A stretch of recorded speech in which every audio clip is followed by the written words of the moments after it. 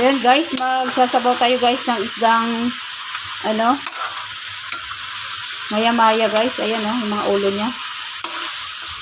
Bali, ginisa ko nga pala to guys sa maraming luya, sibuyas, bawang at kamatis. Para guys, matanggal yung lansa. Dinamihan ko siya ng luya. So yan, ginisa ko muna yung mga ulo.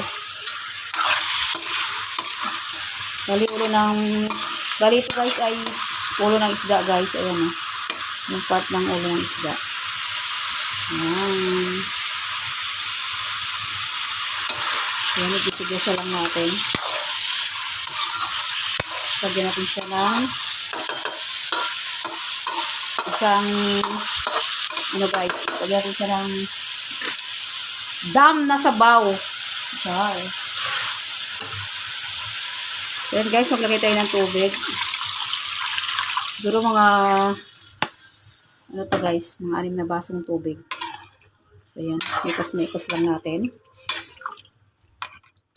hanggang kumulo.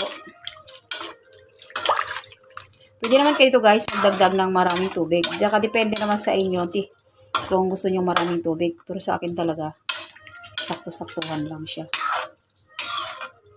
So ayan guys, balikan natin mamaya-maya guys kapag kumukulo na siya.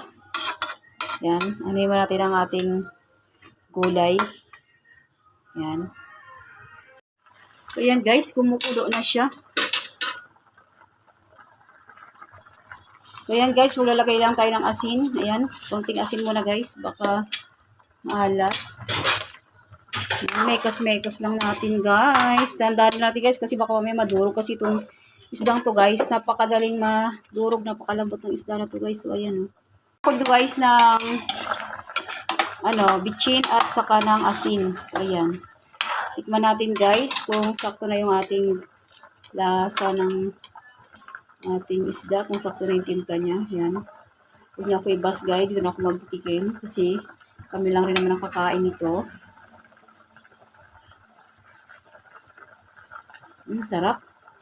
Sarap guys, grabe. Napakasarap ng sabaw. Malinamnam. Dinamihan ko kasi guys ng ng maraming kamatis. So ayan guys, oh. Yan, maglalagay na tayo dito guys ng gulay. Kasi goods na siya, ayan. Balang ilalagay ko nating talbos dito guys ay yung talbos ng ating kamote. So ayan. Ayan. Maglagay tayo ng ating talbos. Then, mekos-mekos lang natin. Medyo igilid-gilid natin guys yung yung mga talbos. Kasi para hindi madurog ang isda.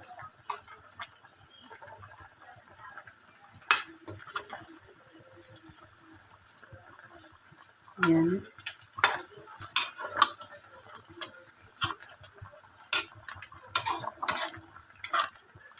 Then, maglalagay tayo dito guys ng kalamansi.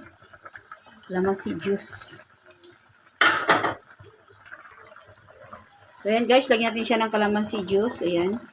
Ito talaga guys, ang ginagamit ko na pampaasim, kalamansi talaga. Instead na sinigang sa sampalok. Mas kasi ito guys, mas masarap kapag kalamansi. Kahit itry nyo guys, mas masarap ang kalamansi kaysa sinigang sa sampalok. Yung naka-sachet. So, ayan, goods na to guys. Ito na ang ating sinabawang guys, ulo ng isda.